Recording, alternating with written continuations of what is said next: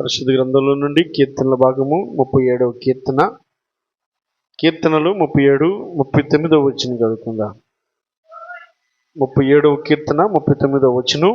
యెహోవాయే నీతిమంతులకు రక్షణాధారము, బాధ కలుగునప్పుడు ఆయనే వారికి ఆశ్రయదుర్గము. చాలండి. మన దేవుడు ఆశ్రయదుర్గమై ఉన్న దేవుడు. ఎలాంటి పరిస్థితుల్లో నీవు ఆయన చెంతకి రావాలే కానీ ఆయన దగ్గర నీకు ఎన్నటికి ఆశ్రయం ఉంది. నా ఎద్దుకు వచ్చే వారిని నేనేమాత్రము త్రోసివేయను అని అన్నాడు. నువ్వు సంతోషంతో వస్తావో, దుఃఖంతో వస్తావో, కన్నీటితో వస్తావో, బాధతో వస్తావో, కృంగిపోయే పరిస్థితితో వస్తావో, రాత్రి వేళ దేవుని యొక్క మాట నిన్ను ధైర్యపరుస్తున్నటువంటి మాట ఏమిటనంటే, యెహోవాయే నీతిమంతులకు రక్షణాధారము. నీతిమంతులకు, దేవుణ్ణి ఎరిగినటువంటి బిడ్డలకు, దేవుణ్ణి గుర్తెరిగినటువంటి బిడ్డలు, ఆయన ఆశ్రయించే బిడ్డలు, ఆయన ఎరిగినటువంటి బిడ్డలు ఎవరైతే ఉన్నారో వారందరికీ ఆయన రక్షణాధారమై ఉన్నాడు. ఆయన కాపాడువాడై ఉన్నాడు. ఆయన తన బిడ్డలకు ఆశ్రయాన్ని ఇచ్చేవాడై ఉన్నాడు. ఆయన తన బిడ్డలను కాపాడుటకు పగలు ఎండ దెబ్బని, రాత్రి వెన్నెల దెబ్బను తగలకుండా యెహోవాయే నిన్ను కాపాడువాడై ఉన్నాడు. కాబట్టి ఆయన ఆశ్రయదుర్గమై ఉన్నాడు. ఎవరికేనంటే నీతిమంతులైన బిడ్డలకు, దేవుణ్ణి ఎరిగినటువంటి బిడ్డలకు, దేవుణ్ణి ఆశ్రయించినటువంటి బిడ్డలకు తప్పక ఆయన ఆశ్రయదుర్గమై ఉండి, ఆయన అంటాడు, బాధ కలిగినప్పుడు ఆయనే వారికి ఆశ్రయదుర్గమై ఉంటాడు. బాధ కలిగినప్పుడు, కృంగిపోయినప్పుడు, పరిస్థితులు మన చెయ్యి దాటిపోయినప్పుడు, అది మన జీవితాల్లో మనము చేయలేనటువంటి పని ఏదైతే మన జీవితాల్లోకి వచ్చిందో దాని నుండి మనకు రక్షణ కలుగజేయగలిగిన వాడు, దాని నుండి మనల్ని విడిపించగలిగిన వాడు, దాని నుండి మనల్ని బలపరచగలిగినటువంటి వాడు, ఈ రాత్రి వేళ నీవు నేను మనం నమ్మినటువంటి దేవుడు తప్పక మనకు తోడై ఉండేవాడు. దేవునికి మహిమ కలుగునుగాక. హల్లెలూయా. దేవుడు నీతిమంతులకు రక్షణాధారమై ఉన్నాడు. రెండవది ఆయన అంటాడు, బాధ కలిగినప్పుడు ఆయనే వారికి ఆశ్రయదుర్గమై ఉన్నాడు. ఆయన దగ్గర నెమ్మది ఉంటుంది, ఆయన దగ్గర సమాధానం ఉంటుంది, ఆయన దగ్గర నీకు నాకు మనకు జవాబు ఉంటుంది. తన నమ్మినటువంటి బిడ్డలను ఎన్నడూ ఆయన విడిచిపెట్టేవాడు కాదట. వారు ఆయన తట్టు చూశారు కనుక వారి ముఖములు ఎన్నడూ లజ్జింపకపోలేదని అంటాడు. సిగ్గుపరిచేవాడు కాదు, బలహీనపరిచేవాడు కాదు, మనల్ని బలపరచగలిగినటువంటి దేవుణ్ణి ఈ రాత్రి వేళ నీవు నేను మనమందరము కూడా ఆశ్రయించదగినటువంటి దేవుడు, నమ్ముకొనదగినటువంటి దేవుడు, ఆయన గణపరచదగినటువంటి దేవుడు, ఆయన నామాన్ని స్తుతించదగినటువంటి గొప్ప దేవుడు ఈ రాత్రి వేళ నీతో నాతో మనతో మాట్లాడుతున్నాడు. అందుకే ఒక మాట జ్ఞాపకం చేసుకుంటే, మొదటి దినవృత్తాంతాల గ్రంథము 16వ అధ్యాయం 11వ వచనంలో, మొదటి దినవృత్తాంతాల గ్రంథము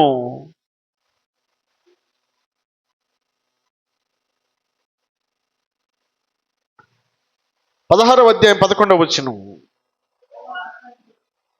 యెహోవాను ఆశ్రయించుడి, ఆయన బలమును ఆశ్రయించుడి, ఆయన సన్నిధిని నిత్యము వెదకుడి. యెహోవాను ఆశ్రయించుడి, ఆయన బలమును ఆశ్రయించుడి, ఆయన సన్నిధిని నిత్యము వెదకుడి. ఆయన సన్నిధి, ఆయన ఎక్కడ ఉంటాడో, ఆయన ఎక్కడ ఉండి నీతో మాట్లాడడానికి ఇష్టపడతా ఉన్నాడో, ఆయన ఎక్కడ నివాసమై ఉన్నాడో తప్పక నువ్వు గుర్తెరిగి ఉండగలిగితే, ఆయన ఉన్న చోటకి నువ్వు రాగలిగితే, ఆయన ఉండే చోట నీకు ఆశ్రయం ఉంటుంది, ఆయన ఉండే చోట నీ రక్షణ ఉంటుంది, ఆయన ఉండే చోట నీకు నెమ్మది ఉంటుంది, ఆయన ఉండే చోట నీకు సమాధానం ఉంటుంది. కనుక ఆయన సన్నిధిని నిత్యము వెతకాలి, మనం నిత్యము వెతకాలి. ఆయన సన్నిధి ఎక్కడ ఉందో, ఆయన ఏమై ఉన్నాడో నీవు నేను గుర్తించగలిగితే తప్పక ఆయన సన్నిధిని వెతకాల్సినటువంటి వారమై ఉన్నాం. వెతికే వారికి ఆయన ఏమంటాడు, నేను దొరుకుతానంటాడండి. తట్టుడి మీకు తీయబడును, వెదకుడి మీకు దొరుకును, అడుగు ప్రతివానికి ఇయ్యబడునంట. ఇస్తాడు ఆయన. మనం అడగాలి, ఆయన ఆశ్రయించాలి. ఆయన ఆశ్రయ దుర్గమై ఉన్నాడు. నిన్ను నన్ను కాపాడగలిగినటువంటి దేవుడు, మనకు సంరక్షణ ఇవ్వగలిగిన దేవుడు, మనకు సమాధానం ఇవ్వగలిగిన వాడు, మన ఆలోచనలను సముదాయించగలిగినటువంటి గొప్ప దేవుని దగ్గరికి నువ్వు రాగలిగితే, ఆయన సన్నిధిని నువ్వు నిత్యము వెతకగలిగితే, ఆయన సన్నిధి తప్పక నీ ఒడిదుడుకులన్నిటిలోనూ ఆయన ఏమంటాడు తెలుసా? నేను ఆశ్రయదుర్గమునై ఉన్నాను అంటాడండి. ఏం చదివాము ఇందాక మూలవాక్యంలో 2వ లైన్లో?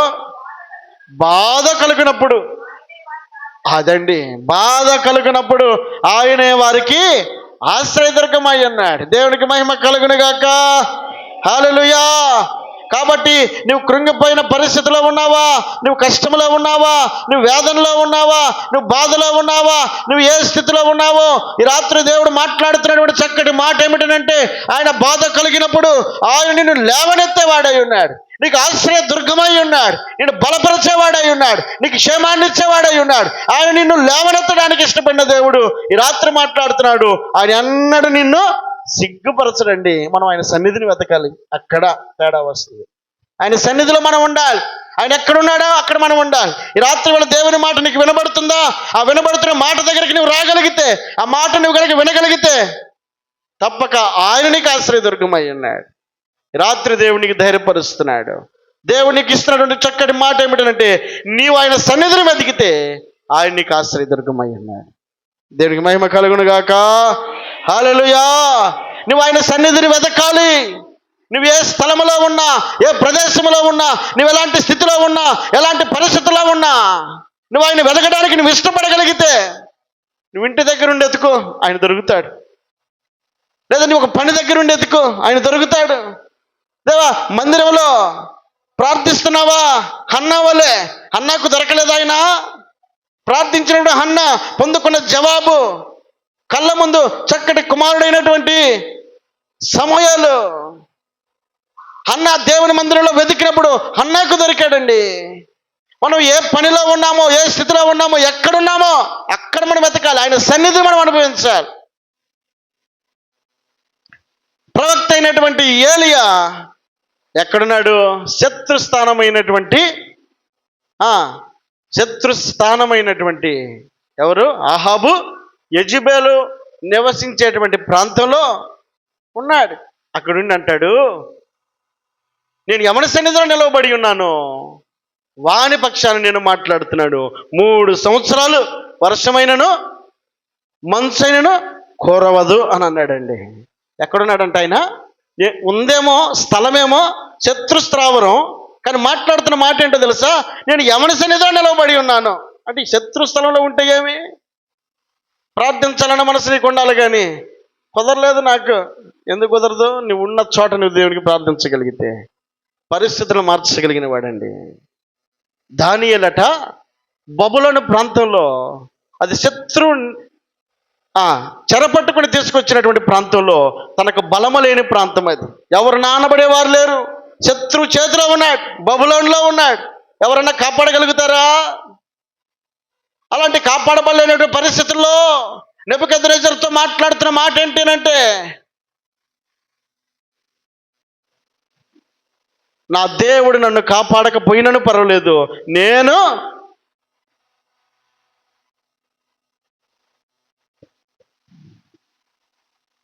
అంటే నిలబడినటువంటి స్థానం ఎక్కడ ఉన్నప్పటికీ, తనకున్నటువంటి ధైర్యము, దేవుని మీద ఉన్నటువంటి అచంచలమైనటువంటి విశ్వాసమును బట్టి పలికిన మాట ఎక్కడ కూడా వెనకడుగైక తను చేసినటువంటి భక్తిని బట్టి, ఆ అగ్నిలో 7 అంతలుగా పెంచి అనినటువంటి మాట రాజుకి ఎంత కోపాన్ని కలుగు చేసిందో అంత కోపాన్ని అగ్నిలో చూపించాడండి. తీసుకెళ్ళి అగ్నిలో పడేశాడు.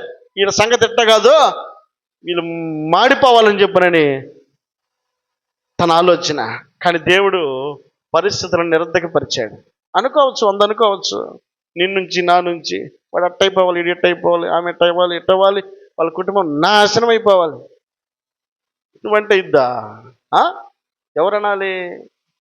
దేవుని చేతిలో ఉన్నామండి మనం అందరం, మనుషుల చేతిలో కాదు మనం ఉంది. మనుషులు అనుకున్నట్టుగా జరిగితే ఇంకెందుకు దేవుడు? ఈ రాత్రి దేవుడు మాట్లాడుతున్నాడు. ఈ రాత్రి దేవుడు నిన్ను ధైర్యపరుస్తున్నాడు. దేవునికి నీవు నేను మనం అప్పగించుకున్న వారమై ఆయన సన్నిధిలో మనం వెతకగలిగితే ఆయన అందరికీ దొరికేవాడండి. వెతకుడి మీకు దొరుకును, తట్టుడి మీకు తీయబడును. వెతుకు ప్రతివానికి ఆయన దొరికేవాడు. ఈ రాత్రి దేవుడు మాట్లాడుతున్న మాట, భక్తుడైనటువంటి దావీదు తన జీవితంలోనట ఒకానొక సమయాన తన జీవితంలో ఎదురైనటువంటి పరిస్థితి, చిన్నవాడే, నలుగురు దృష్టికి చిన్నవాడిగా కనబడుతూ తృణీకరించబడినటువంటి వ్యక్తిగా ఉన్న సమయంలో తన తండ్రి అన్నాడు, అయ్యా నీ అన్నలు ముగ్గురు సౌలు దగ్గర ఏం చేస్తున్నారు, యుద్ధంలో వారు పని చేస్తున్నారు అయ్యా, చాలా రోజులు అవుతుంది వాళ్ళని చూసి, కానీ వాళ్ళ దగ్గరికి నువ్వు వెళ్ళి వారికి వేయించినటువంటి గోధుమలను తీసుకుని వెళ్ళు, అలాగే ఈ 10 జున్నుగడ్డలను తీసుకుని వెళ్ళు, ఈ రొట్టెలను తీసుకెళ్ళు, జున్నుగడ్డలనేమో సైన్యాధిపతికి ఇవ్వు, ఈ రొట్టెలను అలాగే ఈ గోధుమలేమో మీ అన్నలకి ఇచ్చి ఎట్టున్నారో ఒకసారి పలకరించినపో అని అంటే వెళ్ళాడు. ఆడేముందులే పోయి చూసి వద్దామనుకుని వెళ్ళాడు. ఆడికి వెళ్ళేసరికి పరిస్థితులు తారుమారుగా ఉన్నాయి. ఎలా ఉన్నాయి?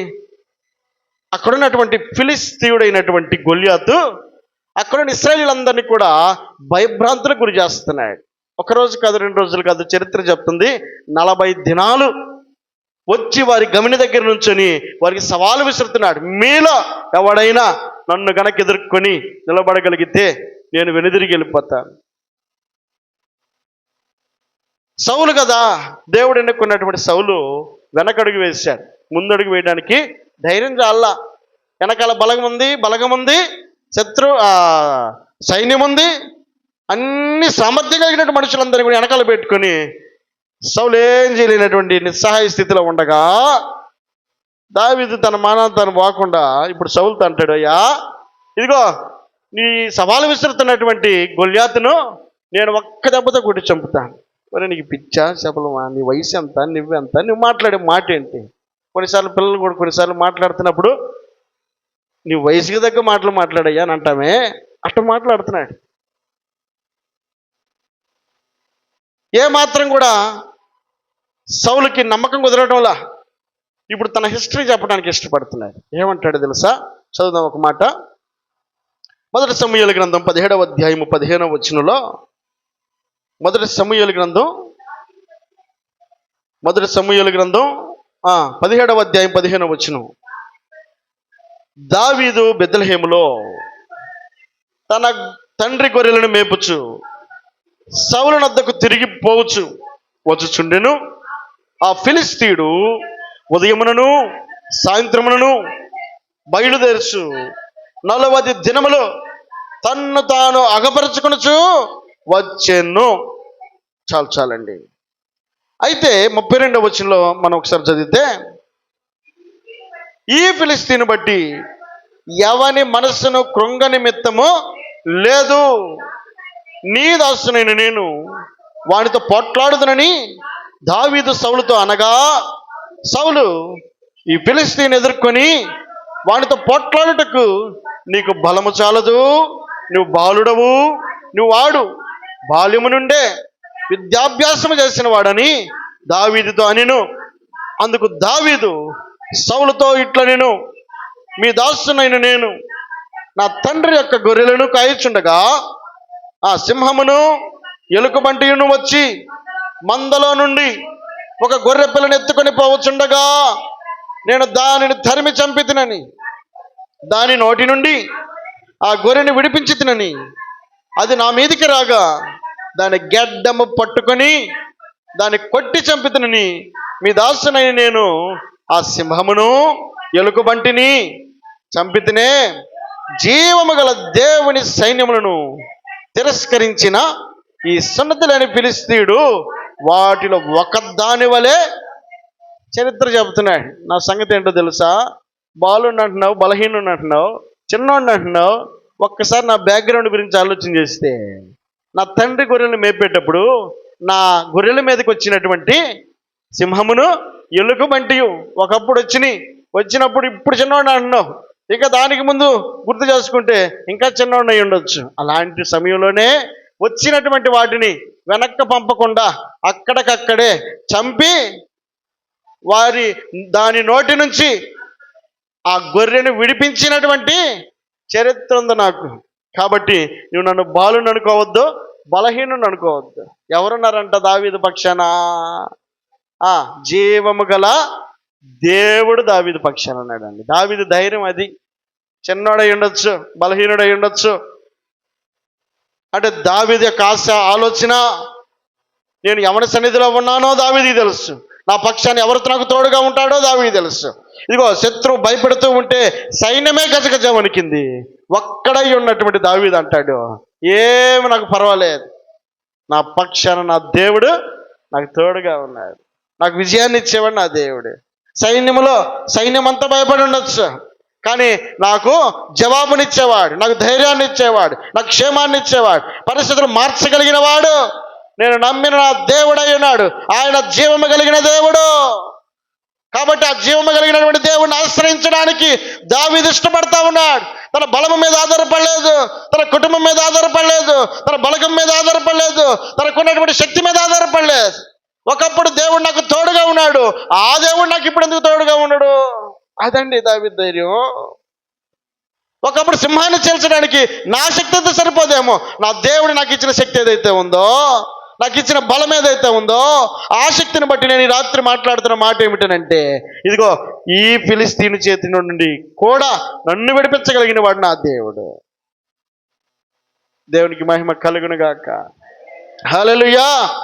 కాబట్టి అంటున్న మాట ఏమిటనంటే, మీ దాసునైన నేను ఆ సింహమును ఎలుకబంటిని చంపితినే, జీవము గల దేవుని సైన్యమును తిరస్కరించిన ఈ సున్నతి లేని ఫిలిస్తీయుడు వాటిలో ఒక దాని వలె అగును. సింహము యొక్క బలము నుండి, ఎలుకబంటి యొక్క బలము నుండి నన్ను రక్షించిన యెహోవా ఈ ఫిలిస్తీన చేతిలో నుండి కూడా చాలండి. అట్టు తిరిగి ఇట్టు తిరిగి అది చెప్పి ఇది చెప్పి మొత్తానికి దావీదు బట్ట బయలుపరిచినటువంటి మాట ఏంటనంటే, ఇది నా బలం కాదు, నేను నమ్మిన నా దేవుని బలం. ఆయన ఏదైనా చేయగలడు, ఆయన ఏదైనా చేయడానికి సమర్థుడై ఉన్నాడు. ఆయన ఉన్నది లేనట్టుగా చేయగలడు, లేనిది ఉన్నట్టుగా చేయగలడు. బలహీనలను బలపరచగలడు, బలవంతులను సైతము బలహీనపరచగలడు. ఇప్పటి వరకు ధైర్యంగా మాట చెప్పి సవాలు విసిరినటువంటి గొల్యాతుకు ఎదురుగా నిలబడినటువంటి వ్యక్తి కంటికి ఆనందంలా మాట అయితే దావీదు అన్నాడు, కానీ ఎదురుగా వచ్చి నిలబడినప్పుడు శత్రువుకి ఆనడంలా. మరి ఈడంతా అని అనుకుంటా ఉన్నాడు, ఈ అయిపోయాడుక అని అనుకుంటున్నాడు శత్రువు. నేను అయిపోవటం కాదు, నీ పని అయిపోద్దని చెప్పని లోపల దావీదు అనుకుంటున్నాడు. ఇప్పుడు అంటాడు, జీవము కలిగినటువంటి దేవుని పక్షాన్ని నిలవబడినటువంటి దావీదు, దేవుని మీద ఆధారపడినటువంటి దావీదు, దేవుని మీద గురి కలిగినటువంటి దావీదు, ఇదిగో యెజెబెలు అలాగే ఆహాబు ఇరువురు కూడా బలవంతులైన వారు, ఆదేశస్థులైన వారు, అనేక బలగము కలిగినటువంటి రాజుల చేతిలో నుండి ఏలియా ఒక్క మాట చేత దేవుడు తన కార్యాన్ని సఫలపరిచాడండి. దేవునికి మహిమ కలుగును గాక. హల్లెలూయా. విశ్వసించే వారికి ఆయన తన కార్యాలను చూపించగలిగిన వాడు. వారు ఆయన తట్టు చూడగా మనం చూడాలి ఆయన వైపు. ఆయన చేస్తాడని, ఆయన మనకు తన కార్యాలను వెల్లడిపరుస్తాడని మనం నమ్ముతున్నటువంటి వారమైతే, నమ్మిన మనమందరం కూడా ఆయన కార్యము చేయువాడని మనం నమ్మాలండి. ఆ నమ్మకాన్ని దావీదు కలిగి ఉన్నాడు. ఇదిగో అప్పుడు ఎలుకబండిని అలాగే సింహమును చీల్చినటువంటి దేవుడు ఈరోజు నాకు తోడుగా ఎందుకు ఉండడు? ఒకప్పుడు నేను గొప్ప కార్యాలు చేశాను, ఇప్పుడు ఎందుకు చేయండి నా పక్షాన? అప్పుడు నమ్మిన దేవుడు ఇప్పుడు కూడా నమ్మి ఉన్నాను కదా, ఇప్పుడు కూడా విశ్వసిస్తా ఉన్నాను కదా, ఆ దేవుడు తన కార్యమును నా జీవితంలో ఎందుకు చేయడు అని అనుకొని దావీదు ధైర్యం కలిగి మాట్లాడి విశ్వాసంతో ఒక అడుగు వేసి శత్రువు ఎదుటికి వెళ్ళి నిలవబడ్డాడు. దేవునికి మహిమ కలుగును గాక. హల్లెలూయా. కాబట్టి అక్కడ ఒక మాట జ్ఞాపకం చేసుకుంటే చదువుదాం. అక్కడ 49వ వచనంలో, తన సంచిలో చేయి వేసి అందులో నుండి రాయి ఒకటి తీసి వడిసెలతో విసిరి ఆ ఫిలిస్తీయుని నుదుట కొట్టెను. ఆ రాయి వాడి నుదుట చొచ్చినందున వాడు నేలను బోర్ల 40 రోజులు మాట్లాడినట్టే ఉన్నాడు. వారు కాసేపు ఆగరన్నా కూడా ఆగలేదే. ఎక్కడ వెనక తగ్గల ఈ 40 రోజులు. ఒక్కరోజు వచ్చింది. వాడు 40 రోజులు బ్యాక్గ్రౌండ్ వాడికి ఉండొచ్చేమో, కానీ ఒక్కరోజే నానేదో తండ్రి ఏదో పోయి ఆ అన్నదమ్ములు చూసి రమ్మన్నాడు లేదో, ఆ ఒక్కరోజు దావీదుకి ఎదురుగా నిలబడ్డానికి తనకు అర్హత చాలా. ఎందుకనంటే దావీదు పక్షాన దేవుడు తోడై ఉన్నాడండి. దావీదు ఎక్కడున్నా సరే శత్రువు ఎదుటున్నాడా ఆయన అంటాడు, ఆయన తన సన్నిధిలో నీవు నేను మనం నిత్యం వెతకగలిగితే ఆయన మనకు తోడుగా ఉండేవాడు. మనం వెతకాలి, ఆయన మీద ఆధారపడాలి, ఆయన మీద విశ్వాసం ఉంచాలి. అందుకే అక్కడ ఒక మాట రాయబడింది, ఏమని?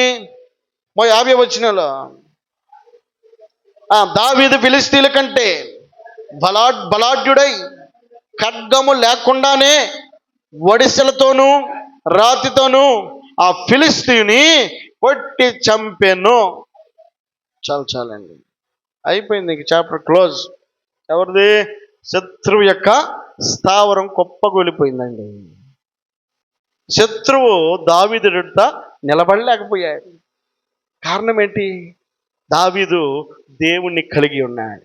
దావీదు దేవుని మీద ఆధారపడతా ఉన్నాడు. దావీదు దేవుని మీద నమ్మిక కలిగి ఉన్నాడు. ఈ రాత్రి వేళ దేవుడు నీతో నాతో మనతో మాట్లాడుతున్న మాట ఏంటంటే, మూలవాక్యం చదువుదాం. యెహోవాయే నీతిమంతులకు, అదండి యెహోవాయే ఎవరికి రక్షణాధారం? నీతిమంతులకు. ఎవరైతే తనను అంగీకరించి ఉన్నారో, తన బిడ్డలను ఆయన విడిచిపెట్టేవాడు కాదు. వారు ఆయన తట్టు చూడగా వారికి వెలుగు కలిగిన వారి ముఖములు ఎన్నడు. ఎవరు వారు? నీతిమంతులకు ఆయన రక్షణాధారమై ఉన్నాడండి. మరి ఎందుకు వదిలిపెడతాడు ఆయన తన బిడ్డల్ని? నీ బిడ్డల్ని విడిచిపెట్టవే. ఒక పూట కాసేపు లేట్ అయ్యేసరికి ఇంకా అడగబడి ఎన్నిసార్లు ఫోన్ చేస్తా. మరి నిన్ను చూసి ఆయన సిగ్గుపరుస్తాడా? నిన్ను ఆయన బలహీనపరుస్తాడా? నీతిమంతులకు ఆయన రక్షణాధారమై ఉన్నాడు. బాధ కలిగినప్పుడు అదండి, ఇక అంతకు మించి ఎవ్వరు కాదు, ఆయనే వారికి ఆశ్రయదుర్గమై ఉన్నాడు. దేవునికి మహిమ కలుగునగాక. హల్లెలూయా. దేవుని వాక్యము జ్ఞాపకం చేస్తున్న మాట, ఆయనే వారికి ఆశ్రయదుర్గమై ఉన్నాడు. ఆయనే నమ్మకొనదగిన సహాయకుడై ఉన్నాడు. 118వ కీర్తనలో ఒక మాట జ్ఞాపకం చేసుకుంటే చదువుదాం. 118వ కీర్తన 8-9 వచనాలు. మనుషులను నమ్మకొనుట కంటే యెహోవాను ఆశ్రయించుట మేలు. రాజులను నమ్మకొనుట కంటే యెహోవాను ఆశ్రయించటం మేలు. చాలండి. మనుషులను నమ్ముకున్నట కంటే యెహోవాను ఆశ్రయించుట మేలు. ఎందుకు మేలు? 5వ వచనం, ఇరుకునందుండి నేను యెహోవాకు మొరపెట్టి తిని, విశాల స్థలమందు యెహోవా నాకు ఉత్తరమిచ్చెను. యెహోవా నా పక్షమున ఉన్నాడు, నేను భయపడను. నరులు నాకేమి? మనుషులు ఏం చేయగలుగుతారండి? ఏదైనా చేత గీత దేవుడు చేయాలి, కానీ అది ఆశీర్వాదమైన బాధ అయినా మనుషుల చేతికి దేవుడు నిన్ను అప్పగించడు. ఆయనకి ఇష్టమైతే దేవుడు జ్ఞాపకం చేస్తున్న మాట ఏమంటే, మనుషులు నమ్ముకోవద్దు. నువ్వు మనుషులు నమ్ముకున్నట్టు కంటే యెహోవాను ఈరోజు బాగుంటారు, రేపు. కనుక నీ నమ్మిక, నీ ధైర్యము. దావీదు తన తోబుట్టుల మీద ఆధారపడలేదు, తన తండ్రి మీద ఆధారపడలేదు. బలహీనుడిగా ఉన్న పరిస్థితుల సైతము, బాధలో ఉన్న పరిస్థితుల సైతము, పరిస్థితులు తారుమారైన పరిస్థితుల సైతము, అన్ని విషయాల్లో దావీదు దేవుని మీద ఆధారపడ్డాడండి. దేవుడు విడిచిపెట్టలా. కాబట్టి అన్ని విషయాల్లో దావీదు నమ్మకత్వాన్ని బట్టి దావీదుని ఎన్నడూ విడిచిపెట్టినవాడు కాదు. ఇదిగో తన తోబుట్టువులు అనుకున్నటువంటి రక్త సంబంధం అయినటువంటి అబ్షాలోము విడిచిపెట్టి ఉండొచ్చేమో. శత్రువుగా చూశాడు తండ్రినే. అరే, రాజుకి నేను సహాయం చేశానని చెప్పని సౌలు దగ్గరికి వెళ్ళి సౌలుతో కాసేపు మాట్లాడదాం అనుకుంటే సౌలు కూడా విషపు చూపు నిలిపాడు. తన మంచితనము వాళ్ళకి శత్రుత్వంగా మారిపోయినప్పటికీ దావీదు మాత్రం దేవుని విడిచిపెట్టల. వాళ్ళందరున్నా లేకపోయినా నా దేవుడు నాకు తోడుగా ఉంటే చాలు అనుకుని దేవుని మీద విశ్వసించినటువంటి దావీదుని దేవుడు ఎన్నడూ విడిచిపెట్టలేదండి. కనుక దావీదు పక్షాన్ని నిలబడినటువంటి దేవుడు ఈ రాత్రి నీతో నాతో మనతో మాట్లాడుతున్నాడు. మనల్ని ఎందుకు విడిచిపెట్టాడు? మనల్ని ఎందుకు పాడు చేస్తాడు? ఆయన మనల్ని ఎందుకు బలహీనపరుస్తాడు? ఆయన నీతిమంతులకు రక్షణాధారం అయి ఉన్నాడు. బాధపడు వారికి ఆయన ఆశ్రయ దుర్గమై ఉన్నాడు. ఆయన క్రిందకి మనం వస్తే ఆయన కాపుదలను మనకిస్తాడు. ఆయన కిందకి మనం రావడానికి ఇష్టపడగలిగితే ఈ రాత్రికాల సమయంలో మనం బలపరచగలిగినటువంటి దేవుడు, మన జీవితాల్లో బాగు చేయగలిగినటువంటి దేవుడు, మనం సంరక్షించగలిగిన దేవుడు, మనం కాపాడగలిగినటువంటి దేవుడు. ఇశ్రాయేలుని కాపాడవాడు కొనకడు, నిద్రపోడు. పగలు ఎండ దెబ్బని, రాత్రి వెన్నెల దెబ్బని నీకు తగలదు. యెహోవాయే నిన్ను కాపాడువాడు. నీ రాకపోకలందు నిన్ను కాపాడువాడు ఆయనే. కనుక యెహోవా పట్టణమును కాపాడిన దాన్ని కావలి కాయవారు మేలుకొనిట వ్యర్థమే. కాబట్టి ఆయన కాపుదల కిందకి నీవు రాగలిగితే, ఆయన ఆశ్రయించగలిగితే, ఆయనకి మొరపెట్టగలిగితే, ఆయన వెంబడించగలిగితే ఈ రాత్రి వేళ నీకు ఆయన ఆశ్రయ దుర్గమై ఉన్నాడు.